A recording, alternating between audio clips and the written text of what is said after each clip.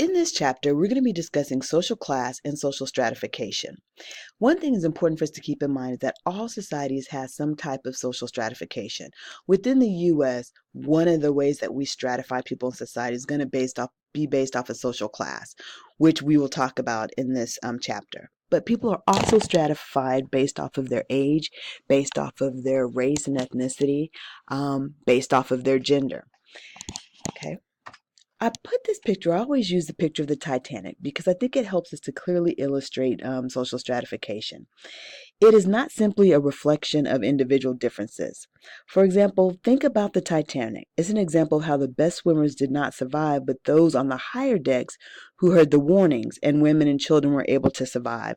So I could have been the best swimmer down here at the bottom, but if I don't hear the warnings or the bells or that type of thing, then that means that I'm not going to be able to get off of the boat. And those here at the top, I may not be the best swimmer, but if I can hear the warnings and the bells, I have a better chance of getting off the boat and being able to survive. Okay, so a stratified society, as I mentioned before, is not limited to just the U.S. It is universal, but the way society is stratified is not universal.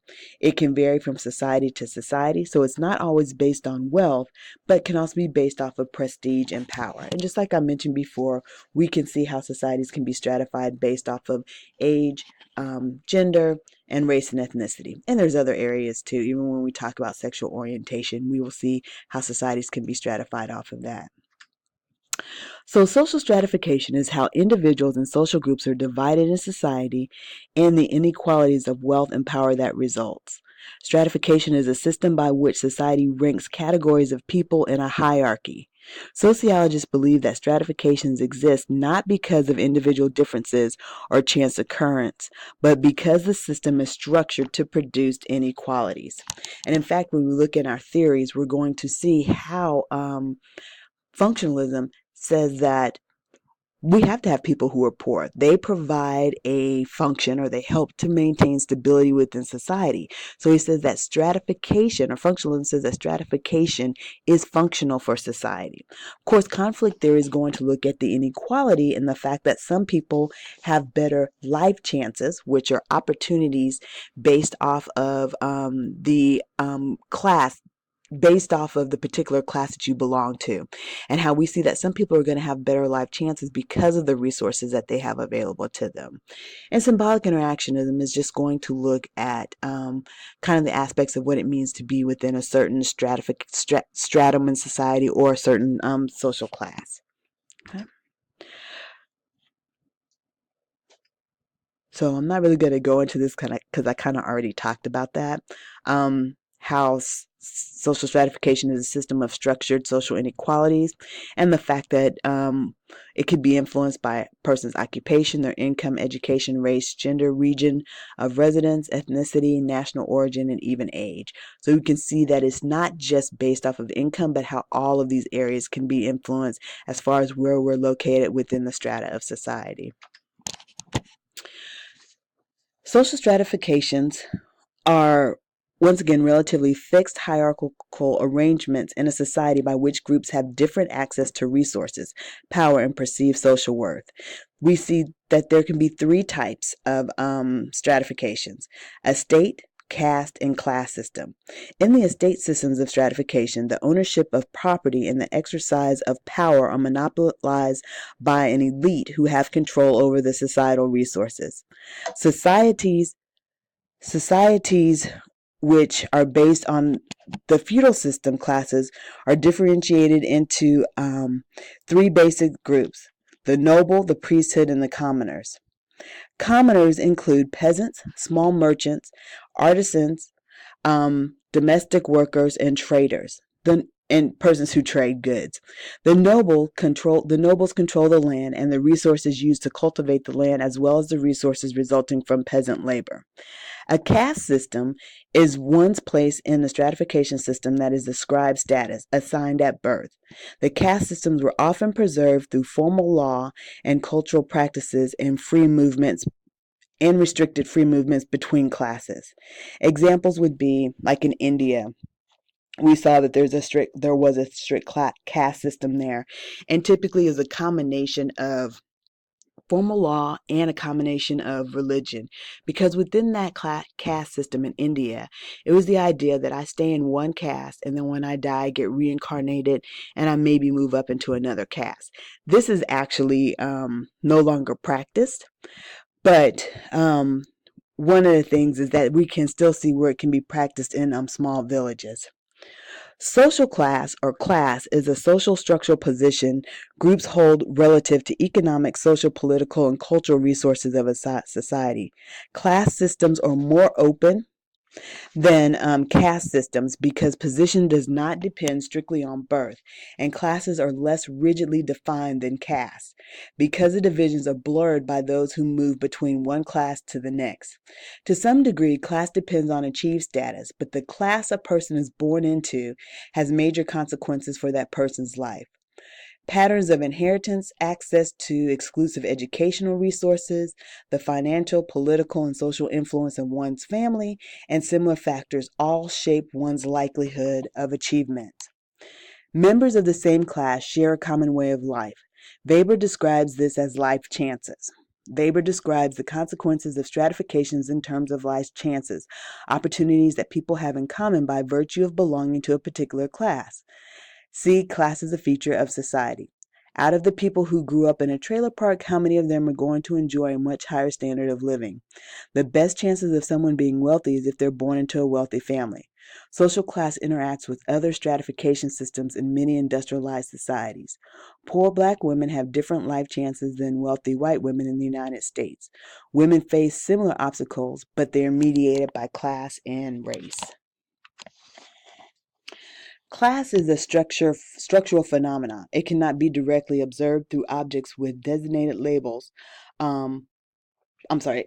Objects can actually designate labels, can determine symbols of status, such as the type of clothes you wear, the type of car you drive, the house you live in, the neighborhood you live in, the kind of school you go to. So that can definitely represent someone's class status. Social class can be observed in everyday habits and presentations of self that people project. A prominent indicator of class is income. Other indicators are education, occupation, and place of residence.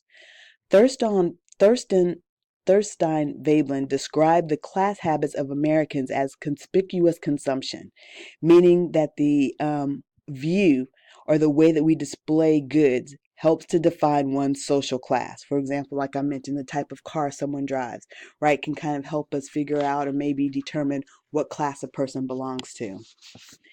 Many people believe that the United States is a land of opportunity, where if you work hard, you can get ahead and become rich.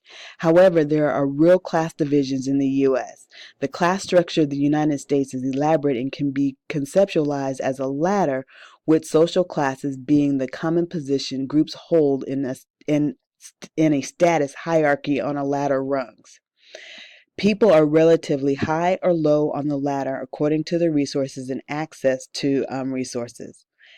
The class structure is increasingly being driven by inequality. And we will see this when you watch or do your discussion board and you watch the clip about, and you watch the clip about how wealth is distributed in the U.S. So let's discuss or talk about the difference between income and wealth. Income is the amount of wages, dividends, and other earnings during a specific period. In the last 30 years, gains in income have gone to the top earners in the United States. Income from everyone else has been stagnant or growth has been extremely slow. So remember, income is the amount of money brought into the household from various sources during a given period. Wealth is the monetary value of everything one actually owns.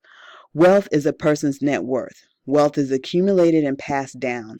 It is more unequally distributed than income. The top 1% in the United States owns 34% of all wealth, while the bottom 90 owns 25%. And that video is actually going to show how wealth is distributed and how the bottom 90% owns such a small piece of wealth.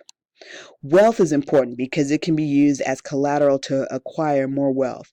Wealth can be passed down from one generation to another through inheritance.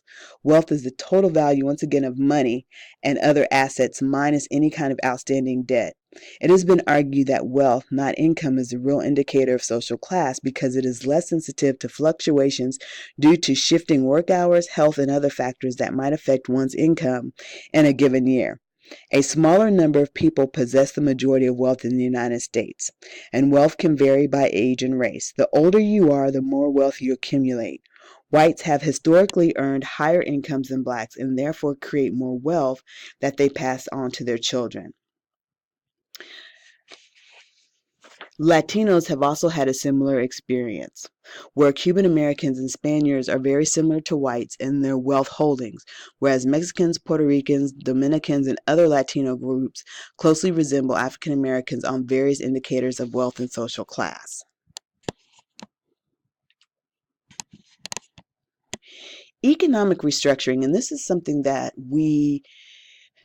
every society has gone through a period of economic restructuring, and we really saw the big impact of economic restructuring during our last recession, which I believe started in 2007 to 2009, but we still feel the ramifications of that. So economic restructuring is contemporary transformation in the basic structure of work that are permanently altering the workplace. So one of the things that we saw within the U.S. was the trends that related to the decline of manufacturing and the rise of technology and globalization. And this is actually altering our workplace. We are basically moving from an industrialized society to a post-industrial society. We are kind of straddling that aspect. Class in the U.S. is increasingly related to these changes. The working class had relatively good, stable manufacturing jobs with good wages and benefits. Now, because of the restructuring of the economy, if the working class has jobs, the wages are going to be low and fewer benefits such as health care and pension plans. The middle class has large sums of debt in order to support the middle class lifestyle. That's one of the things that we actually saw within our Great Recession, is that we see how the middle class was basically living off of credit. And one of the reasons why is they have more resources to have access to credit compared to those that are part of the working class. The economic problems creating inequality are caused by a number of social factors. Race and gender are evident in the housing crisis. That was the other thing that we saw within the Great Recession too, was that a lot of people lost their houses. And one of the problems, or one of the issues that happened, is that there were a lot of groups who traditionally did not qualify for regular mortgages, and they ended up getting subprime mortgages. And that was normally given to or held by minorities and women. These populations have faced foreclosure and suffered economic problems during the recession. Subprime mortgages are those mortgages with an interest rate higher than the prime lending rate. The subprime lenders targeted particular populations, those who did not receive traditional mortgages. And one of the things that happened is that because of the higher interest rate, I may be paying, I don't know, let's say that I may be paying $800 a month for my mortgage payment, and then after a year or 2 years, all of a sudden my mortgage payment may double, or even triple, and I'm not able to pay that. A lot of the subprime lenders knew that this was going to happen, but did not inform the persons about the changes that would happen with that. Studies of status attainment in the U.S. suggest that stratification is hierarchical, but somewhat fluid, with a few exceptions. Most people remain relatively close to their class of origin. Social economic status is indicated by factors like level of income, the money people receive in a certain period, occupational prestige, and I'm going to show that, but occupational prestige is a subjective evaluation people give to their jobs. So we can see on here that typically what that means is that if I have a high occupational prestige score, then normally I'm going to have high income, and I'll also have higher levels of education. So this occupational prestige score is done by the National Opinion Research Center, and they regularly conduct surveys in which it measures the prestige associated with occupations of survey respondents. As this table shows, the occupations associated with white-collar professions, physicians, professors, judges, tend to be near the top of the prestige scale, while middle would be the electricians, insurance agents, and lower would be maids, garbage collectors. Plenty of both sets of occupations fall somewhere in the middle, such as white-collar musician, composer, and blue-collar machinist, who both have a occupational prestige score of 47 points.